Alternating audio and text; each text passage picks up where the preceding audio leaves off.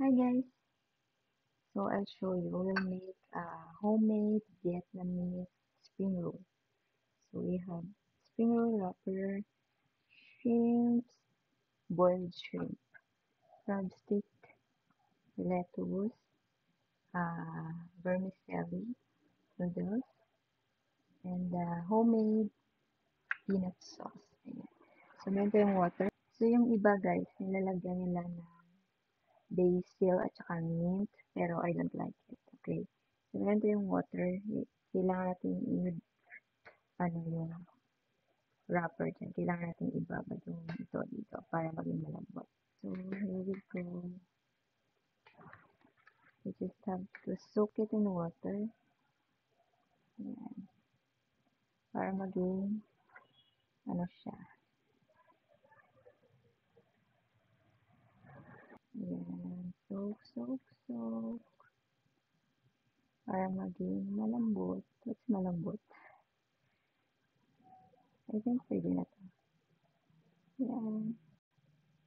And then, put sa plate. Ayan. Sa plate na siya, guys. And let's put lettuce here. Ay, malaki. Gusto ko maliit lang. Lettuce. And then let's put some vermicelli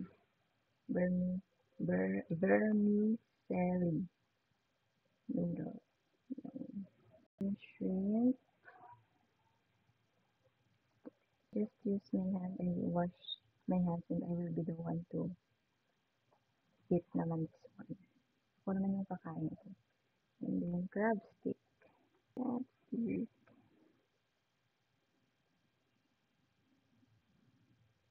That's it. I-fold lang natin siya, guys.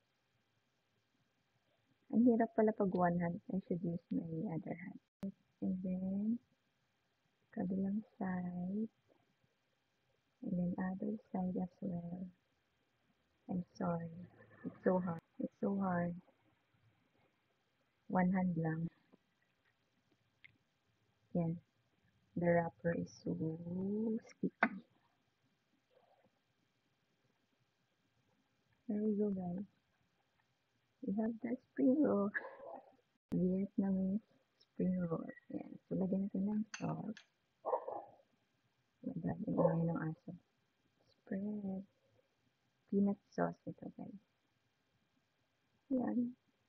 Kasi masarap daw yung kinain nila sa restaurant na Vietnamese spring roll. So, we decided to make it at home. Homemade. Yan na siya. Japanese spring roll. Not Japanese. It's Vietnamese. Vietnamese spring roll.